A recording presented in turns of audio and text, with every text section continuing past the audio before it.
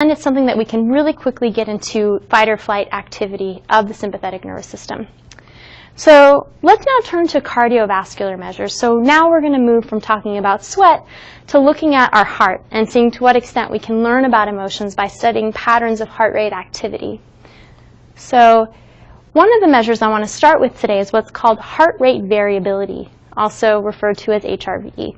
The field of psychophysiology, as you've probably already seen, loves acronyms. So you're going to hear a lot of acronyms. So if you get confused, feel free to pause and go back. But know that this is HRV.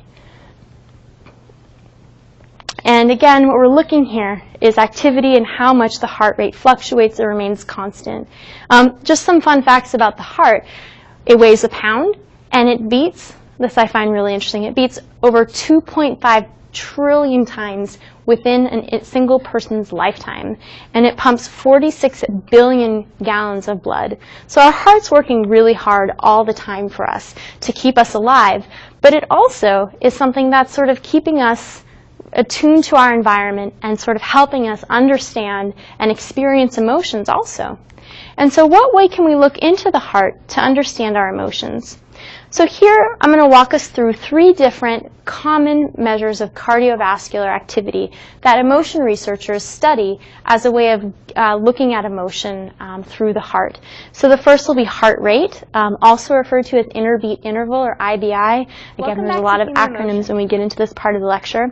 We'll then turn to respiratory frequency, and then we'll conclude with respiratory sinus arrhythmia, RSA, which is also referred to as high-frequency heart rate variability, or HRV. So we'll walk through each of these slowly and carefully. And if you have any questions, just pause and go back, and then you can feel free to follow up with questions as well. So let's start here with heart rate, or interbeat interval. So heart rate is one of our 4 vital signals of biological functioning, right? And it refers to these regular fluctuations in the cardiac cycle, which are expressed as beats per minute. Or you can look at the time between heart sort of beats, which is IBI, or interbeat interval. And we'll look at how you can quantify this. So we quantify this using electrocardiogram, or ECG, or EKG electrodes. And we'll talk about this just now. So this is the EKG signal, right? So this essentially is a heartbeat, right? And the heartbeat has 3 phases. You have the P wave, the QRS wave, and the T wave, right? So the onset of a heartbeat is what's called the P wave here. And this has the smallest amplitude, and it represents the atrial contraction. And then the QRS, for all of you out there, this is what most of you think of as a heartbeat, right? It represents the sort of ventricular contraction. So most of us, when we hear the thump in our heart, we're looking at this portion right here, right? And the tail of the wave, this T wave, then represents ventricular relaxation. So the way I often like to think of a heart rate here is thinking of it in terms of an electrical impulse in our body. So we have this electrical impulse that stimulates the heart to contract and maps directly onto heart rate. And like an action potential, for those of you who have taken courses in neuroscience, we see this rapid depolarization that opens up these ion channels, allowing positively charged ions to enter, resulting in this electrical stimulation of the ventricle, or the QRS waveform. Okay, so this is what you see when you record heart rate using electrocardiogram measures. You see this PQRST form. And interestingly, when we look at different measures of heart rate, so I have here heart rate on the top, followed by interbeat interval at the bottom. They're both measuring the same thing. Heart rate is just looking at the number of beats per minute. Interbeat interval is looking at the time between heartbeats. So both of them, when we think about what physiological system they're tapping into, they're sort of dually influenced by both the sympathetic and parasympathetic branch of the nervous system. And when we think of correlated psychological constructs, these are thought of as representing general measures or indices of cardiovascular activity, effort, and just overall emotional arousal or activation. So if we want to get how emotionally aroused an individual is in a given moment, you can look at some of these measures of heart rate or interbeat interval as potential clues. There's different units of measurement for each, so as we talked about earlier, heart rate's measures in terms of beats per minute, and interbeat interval is really looking in terms of milliseconds of the time between the different R peaks. So the further they are apart, the slower the heart's beating, and the closer those R peaks are together, the more quickly the heart is racing in the individual.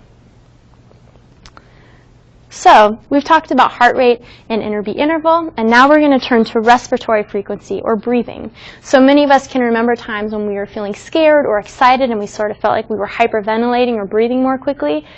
And you may wonder, well, what kind of emotional state was behind respiration? And we'll look here as another way to kind of get at general emotional arousal. It could be either positive, very excited, or it can be very negative, like feeling afraid or feeling angry. So in this way, respiration also provides a clue into how emotionally activated we are. So let's now turn to respiratory frequency. So we know that the physiological system underlying respiration is the sympathetic nervous system. So what this is getting at with respect to trying to understand psychological constructs is it's measuring, you can see effort, active coping, different challenge appraisals. So really your respiration starts increasing when you are engaging in any of these more effortful or challenging kinds of psychological processes. And the units are measured in terms of breaths per minute. So the frequency of an entire wave of inhalation and exhalation. How many times do you breathe in a given minute? And the average person has about 18 respiration cycles per minute.